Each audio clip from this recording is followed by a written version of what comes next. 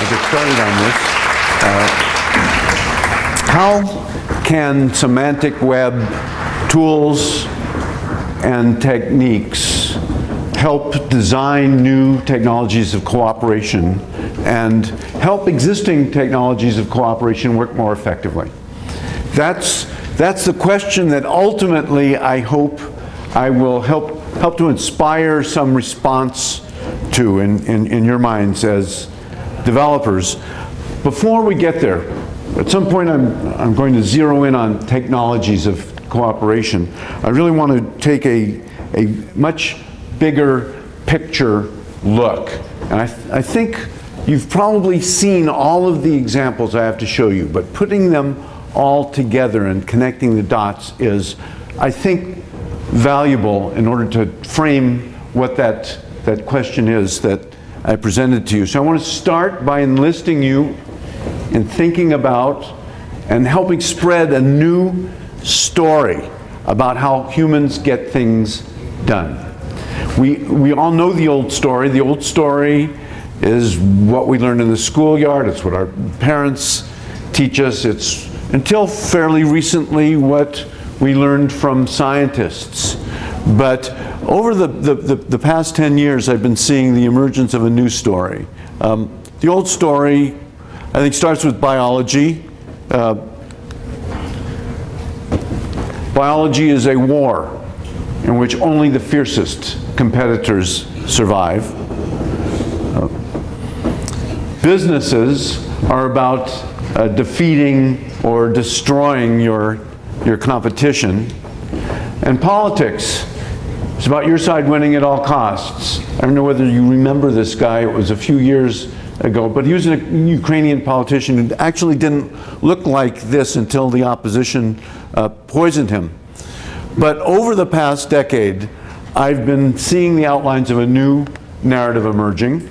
It's a story in which competition is still central, but shrinks a little bit to make room for new knowledge that we now have about cooperative relationships and complex interdependencies in a whole variety of different fields.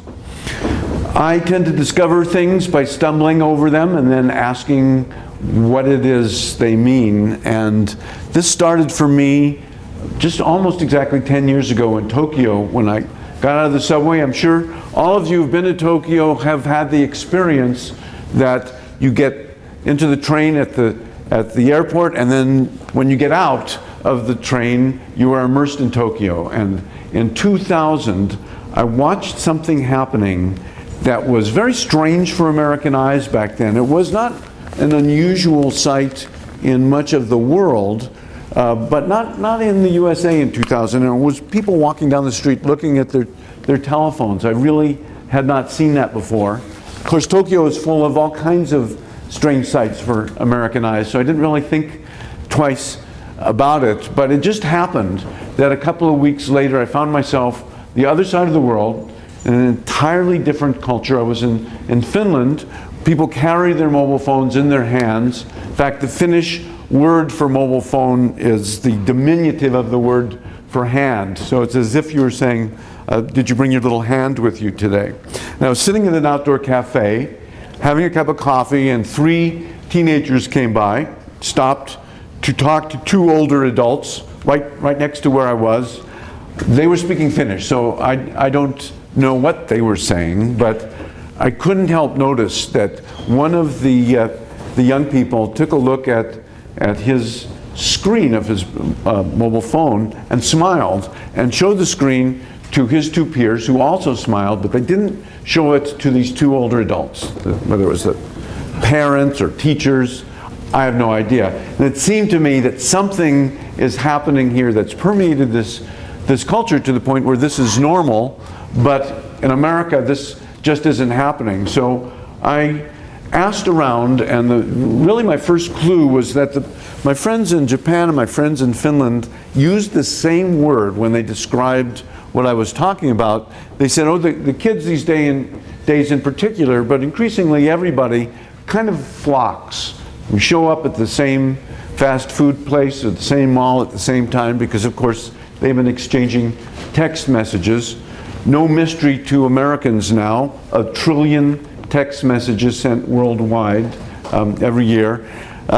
Still wasn't really enough to send me around the world again to research a book, but it was when I read about what was happening in the Philippines that the dots began to connect for me. You might remember the president of the Philippines, his name was Joseph Estrada, was accused of corruption. And there was a hearing in the Philippine Congress that was televised. It was extremely popular in the Philippines. Everybody was watching this, and at some point in these proceedings, some senators associated with President Estrada shut down the hearings. And within minutes, something extraordinary started happening. People, all of them wearing black, started streaming into the square where the demonstrations that had brought down the Marcos regime 10 years previously had happened. It was because a text message was going around saying, show up in the square. It was called EDSA. Show up at EDSA and wear black to mourn the death of democracy in the Philippines. Well, there are a lot of factors involved, obviously, but these demonstrations, to which millions of people ended up showing up, exchanging tens of millions of text messages in the process, strongly influenced the fall of the Estrada regime shortly thereafter. And I thought, okay, what is it that connects people walking around the streets of Tokyo and teenagers in Finland and millions of citizens in the Philippines? So I started traveling and ended up writing the book Smart Mobs. It was published in 2002. And I used the term smart mobs as a general characterization of what I was beginning to observe with this new medium that was emerging, that people were able to do things together, whether it was socially, the way they were doing in Finland, or whether it was politically, the way they were doing in the Philippines, in ways that they had not been able to do before.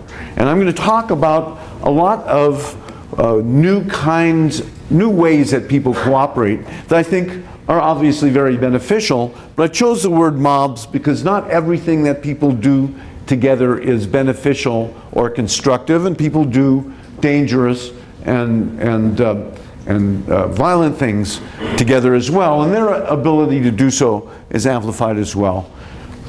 So this is 10 years ago. 10 years ago, it was obvious to me that we were seeing the merger of the mobile phone, the internet, and the PC. We have a kind of amnesia for how people saw things, but people did not really see that in the year 2000. I think particularly the iPhone has captured people's imaginations and has given them a vision of something that's not a phone as we've known it, and it's not a PC as we've known it, and it's not the web as we've known it. And they've got the idea that something is beginning to happen here. And I think 10 years ago, I was thinking of that in terms of what the PC was like when I first started playing with them, and it was light green words on a dark green screen and pretty much not much else, or what the internet was like back when it was text only at 2400 baud. The quantitative changes in the number of people doing these things, I forecast from what we saw of the PC, what we saw of the internet, was going to result in qualitative changes in the kinds of things they did. And in fact, not long after my book was published in Korea, there was a presidential election, and the traditional media there, the dominant mainstream media there, were ignoring the candidate who was the favorite of the young cyber generation. And mostly, but not entirely, this younger generation had led to the success of Oh My News, which you may have heard of as a citizen reporter site in Korea that has 50,000 citizen reporters, a couple of hundred professional editors. And that site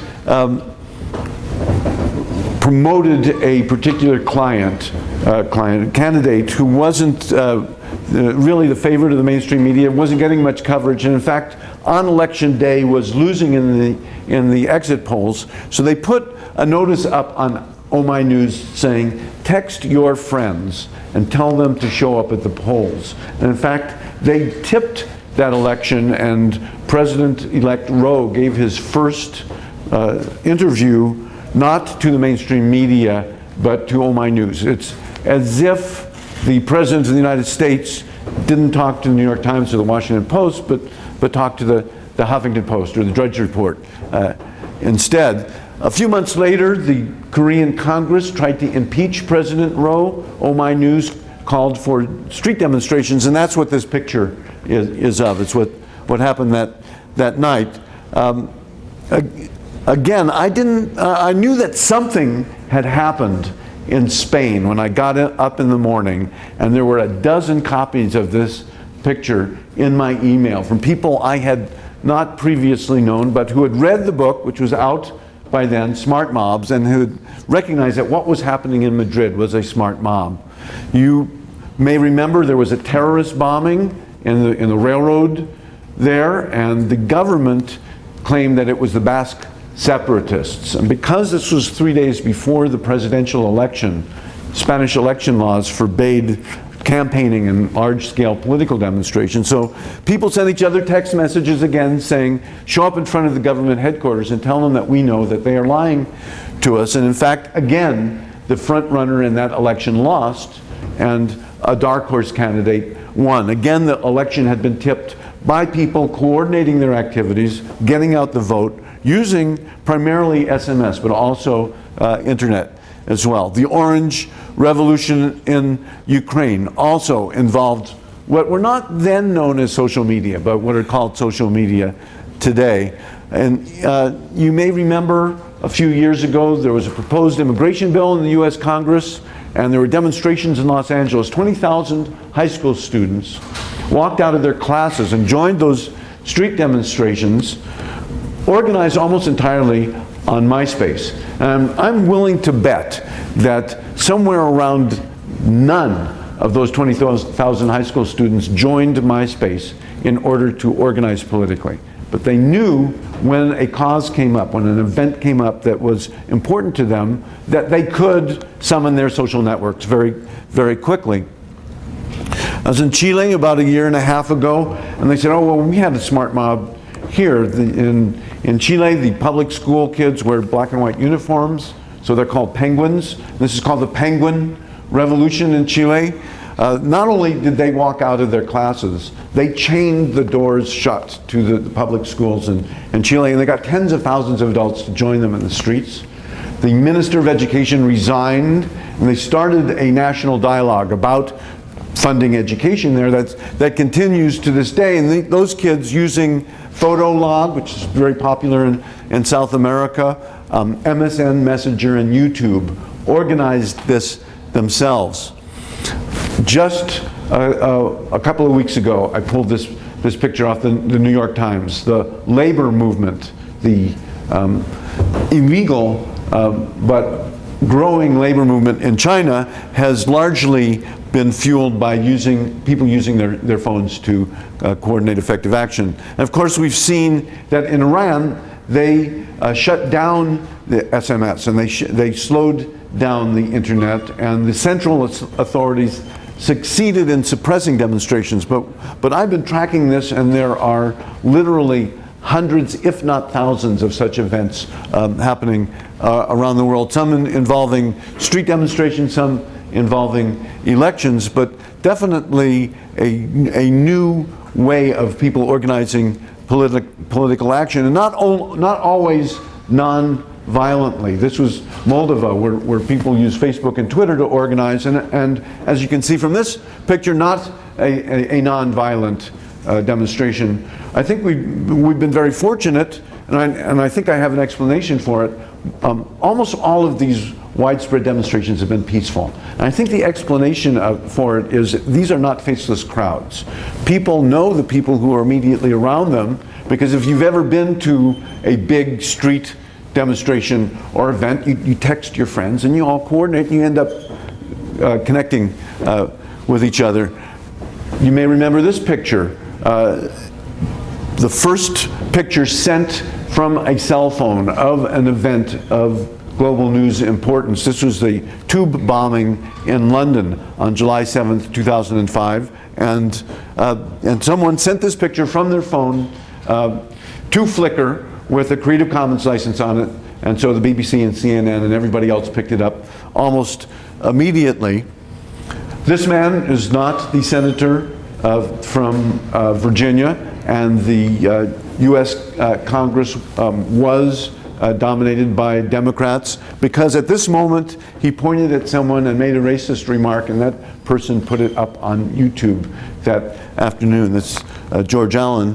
This picture, we've all seen that one. Someone was on one of the ferries that was diverted when this plane landed in the Hudson, and so he sent this to TwitPic. We're seeing journalism, that this is becoming no longer futuristic, but an accepted part of journalism. So when I finished the book, I did something that I have not done before. And as a freelance writer, I have to sort of keep moving on to the next project to keep paying the bills. But I couldn't let go of this notion that something big was happening between technology, media, and people organizing to do things in new ways, at new paces, and in places that they hadn't been able to organize before. And as I thought about it, it became clear to me, and the more I look into it, the more strongly I would argue this. We are humans because we use new communication media and invent new communication media in order to do things together in new ways. Our ancestors who got out of the trees where it was pretty safe for them and ended up on the treeless savanna surrounded by saber-tooth everything were about a meter tall, weighed about 50, 60 pounds, had no claws, couldn't run very fast, no wings.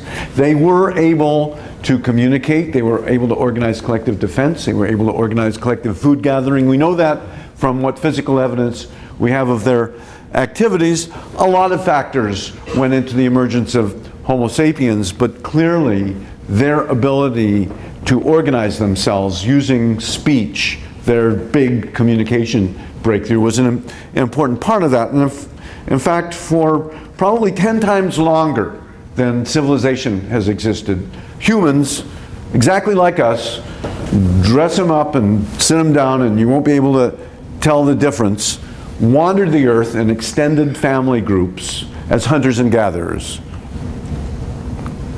Sometime in that process, 30, 40,000 years ago, in North America, about 15,000 years ago, they began to organize into groups larger than just blood relatives, and they began to organize to hunt larger game. And we know that they were very successful at this. Within a couple of thousand years of arriving in North America, humans drove all of the large mammals to extinction. They did this with fire, they did this by driving them off cliffs, but they did it by communicating with each other. And I think we can conclude a couple of things that we don't have physical evidence for. One is that they must have solved what I learned was called the collective action problem. That it's really dangerous, if not fatal, to hunt something this big if you're not getting along with the people you're hunting with. But I also think that think about it. We've got spears. You have to basically agree on something before you can succeed in bringing this much meat home. And I think that had another social effect in that humans require protein. If you don't live by the ocean or a river, you've got to go hunting for it, and suddenly more protein than the hunter or the hunter's family could eat was available, and you had to eat it before it rotted. So did the people who didn't eat make some kind of arrangement with the people who didn't hunt but did eat? Did they make some kind of deal? We don't know that, but I think that this new form of wealth probably did drive new forms of economic arrangement, new forms of new kinds of social contracts around that. Of course, about 10,000 years ago, people in river valleys began to settle, practice agriculture, build cities. The first empires really were built largely out of mud, and that turned into the next big communication breakthrough. Well, in fact, clay. Making marks on clay first began to evolve into what became the phonetic alphabet because the scribal priests who worked for the emperors of these first big social arrangements needed a way to keep track of things. And that evolved into the alphabet, which became an enormously powerful way to transmit knowledge across time and space. And in fact, the secret to that encoding and decoding of knowledge was confined to an elite for thousands of years. And then, of course, Gutenberg cracked that open. At the time that Gutenberg was alive, there were about 30,000 handwritten books in Europe. 50 years after the invention of the printing press, there were upwards of 10 million printed books in Europe. And a literate population began to do things together that they had not done before. So it was handy for the first printers who were looking for new markets, that there was a new theology that required people to have their own Bibles at home. In fact, Gutenberg was an entrepreneur. He wanted to get into the mirror making business for a pilgrimage, but then the plague canceled the pilgrimage, so he started using the same materials he was using to cast these mirrors to begin to cast type. Luther was not the first priest to object to the practices of the church, but he nailed those handwritten 95 Theses up onto a cathedral door, and there were 300,000 copies of those circulating within the next 3 years.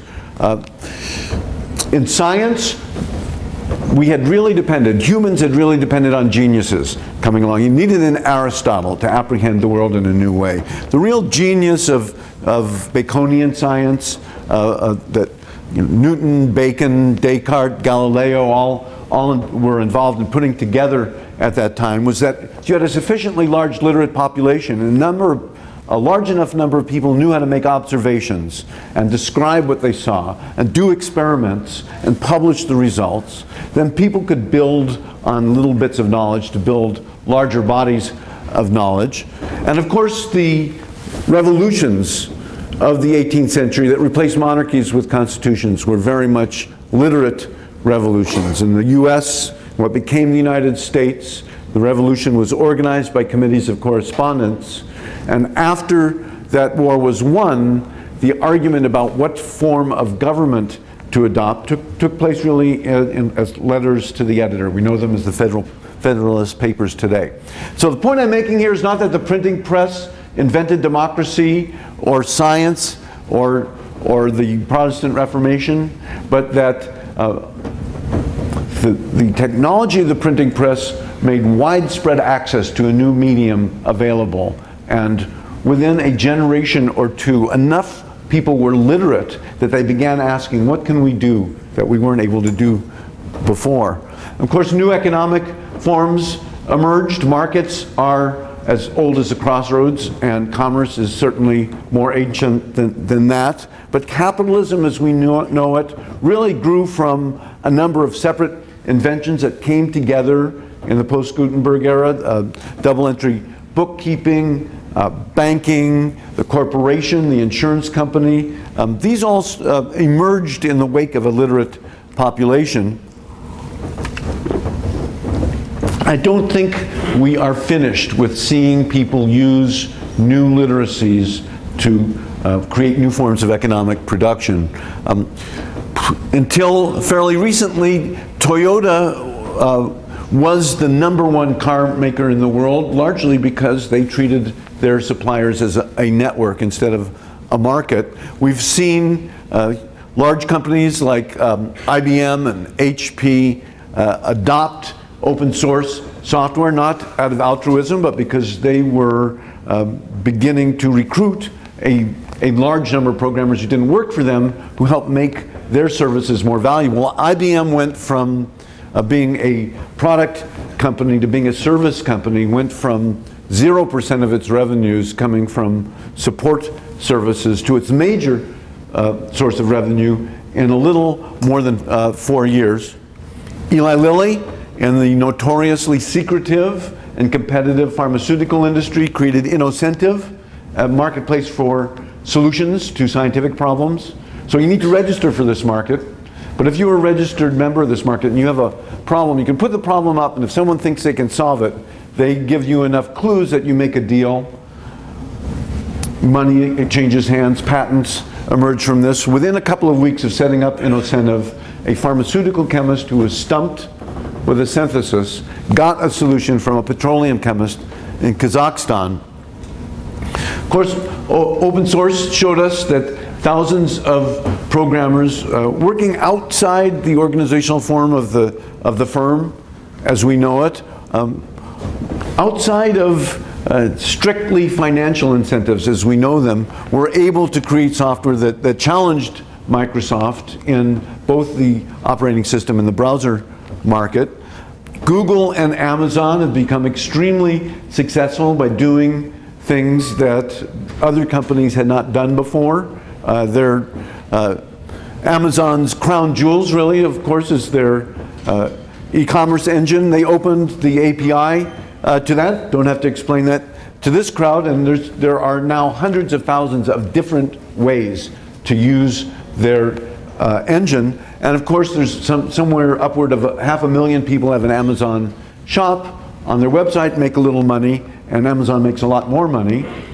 Google, of course, has this robotic means of placing ads on web pages, which they share through AdSense. There are probably bloggers in this room who make a little bit of money by having Google place ads on their pages. Google makes a lot more money. The point here is that there's a form of enterprise that's emerging in strictly capitalist corporations that's not exactly the form of economic production that we've known before. We're seeing Nokia asking their community to design their next phone. eBay makes a market possible that economists will tell you is impossible. I am not going to send my check to somebody in order to send me something if they're a stranger and they're on the other side of the country until I get the goods. And they're not going to send the goods until they get the check. Economists know this as the prisoner's dilemma, and eBay solves it by making just a little bit of trust information possible.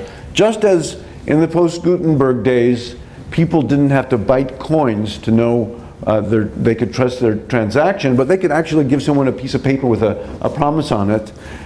Extending the number of people that you can trust to engage in commerce enabled the founders of eBay to make billions of dollars themselves, and the users of that marketplace to turn over billions of dollars every year, because you could check and see what previous buyers have had to say about a seller. It is not a perfect system.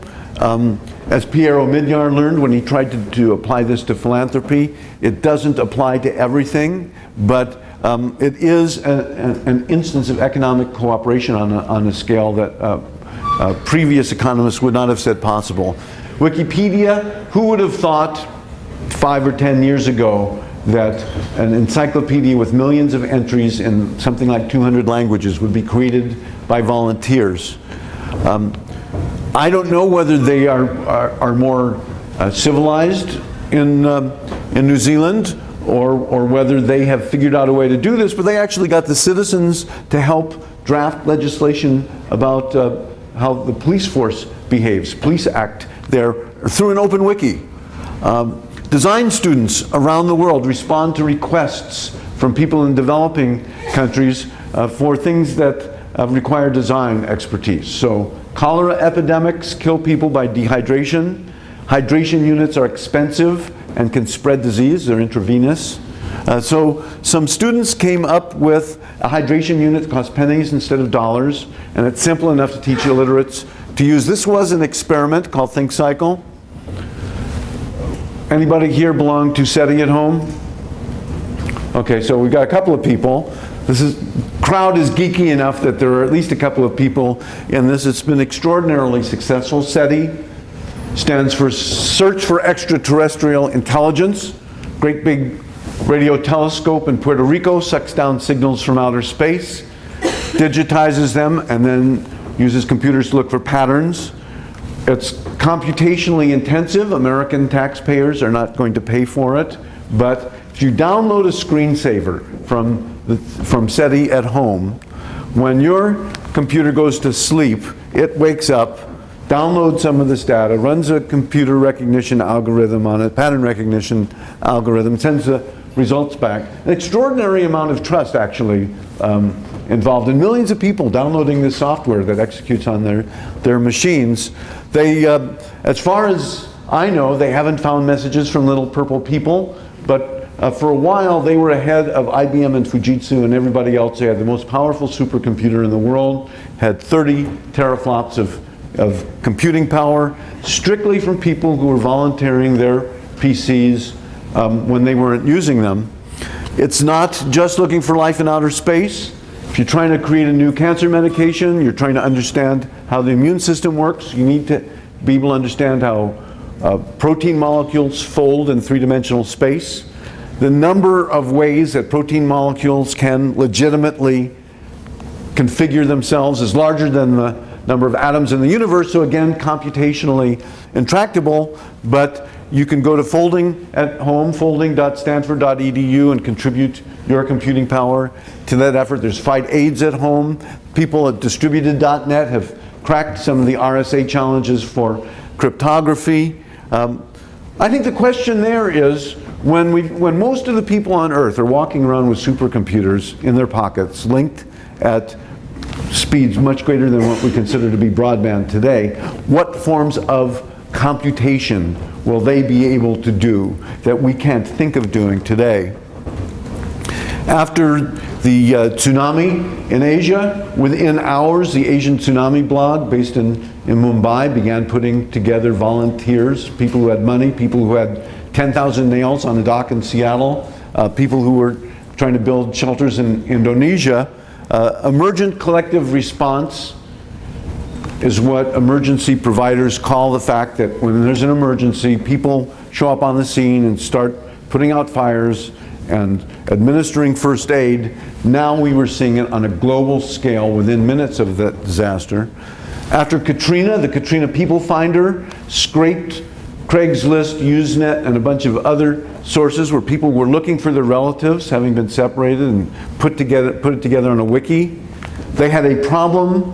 They had a data bottleneck that they were unable to solve. One of their volunteers solved it. They called him to ask how he had done it, and he said, I'll be happy to tell you in detail, but my mom says I got to go to school now. 15 years old. The citizens of the United States contributed more money for disaster relief after the Asian tsunami than the US government pledged in the first few days. Does anybody know about Jim Gray? So in this crowd, you know what happened with Jim Gray, computer scientist. Some of you may have known him. Took his boat out on San Francisco Bay one day a couple of years ago, and it did not come back that night.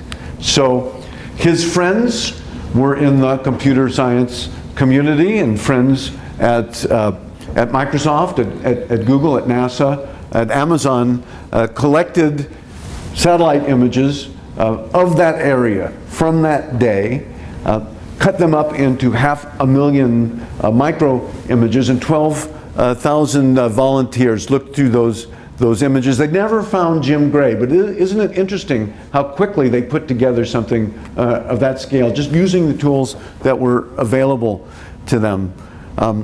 People on Twitter like to make cute names out of things. This was called Twestival.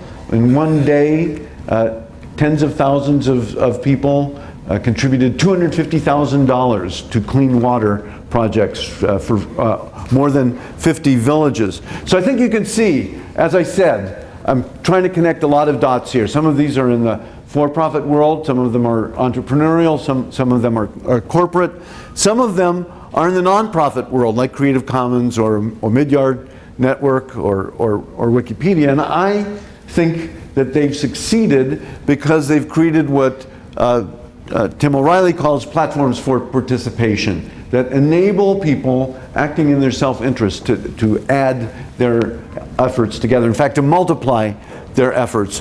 And so when I started thinking about this, I worked with a number of people at the Institute for the Future. We came up with this notion that there are some design affordances that enable people to use web and mobile technologies to do things together in new ways. And these were just what I could think of off the top of my head. Easy to use, enable connections, open, group forming, self-instructing, leverage self-interest.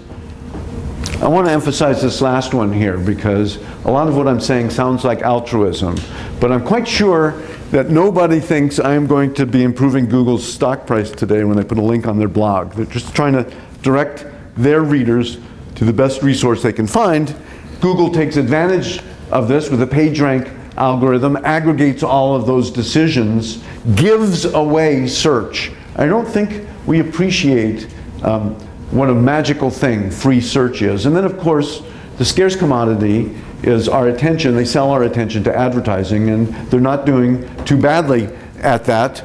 I think if you look at ways that people can act in their self-interest in a way that adds up to more for everybody, you can get things like the web itself, or like the Smithsonian Institute not being able to afford to organize its collection of historical photographs, but putting them on Flickr and enabling people to self-organize tagging of those photographs. So this is the point at which I would challenge you to start thinking about how are the semantic web tools and techniques that I'm thinking about. How might we create a new platform for cooperation? How might we make existing platforms more effective in some way? I don't know the answer to that, but I'm hoping that this kind of big picture I'm painting here will situate some of you in that design challenge, which I think is maybe one of the most important ones of coming years. So I worked for a number of years with Institute for the Future to put together an interdisciplinary summary of findings about cooperation in a lot of different fields to help people who are really trying to delve into this design. So if you go to cooperationcommons.com, you can summarize the economic and political science and biological and computer science work that we as a small group felt were the fundamentals for understanding the science of cooperation that really has not fully evolved yet. There's in fact a somewhat aged, but I think still relevant framework. You can download this JPEG. It's a big map of technologies of cooperation that I think could be another tool or lens to help you focus an effort on designing technologies of cooperation. So I really just very, very quickly want to touch on where it's going from here in terms of the platforms: augmented, situated, and social. I'm sure you're all familiar with all of these things. This is what augmented reality looked like in 2000. Scott Fisher's laboratory at Keio University outside of Tokyo. In order to know where I was and where I was looking and to associate information with those places, I had to wear this setup. Of course, this is what it looks like today. You can point a phone at something and get information that's specific to that place and that thing. I think we have to assume that the platforms people are going to design for the next 10 years are going to become more and more universal. There's 4 billion mobile phones today. Doesn't make a lot of sense to not make the next 4 billion mobile phones smartphones. And the people who are buying phones are people well, the fastest growing market is India. Fastest growing markets are India and China. So a lot of these are people who have not been involved in previous information revolutions. They are really leapfrogging directly into mobile. Of course, we're saying mobile social, which I talked about in Smart Mobs 10 years ago, really didn't happen. It's starting to happen now. I think it will always be a subset. It's not going to be a mass medium, but it's surprising how much people are taking up things like Foursquare now. M-learning, I think we've got some key elements here. If you are a barefoot engineering genius in Indonesia or Brazil, and you've got a phone, And you know, when I landed in Bali, Indonesia, in the middle of the night, my cab driver said, "What's your website?" and looked it up on his smartphone as we were driving through there. So I don't think it's too far-fetched to say most places on Earth will be, there will be an availability. As you know, that smart barefoot kid could attend lectures at MIT. They're putting their OpenCourseWare up. So we've got these devices that connect learners. We've got a growing amount of open material, open educational resources, they call it, that's available. What we're really lacking is a system that connects learners, teachers, knowledge, and each other.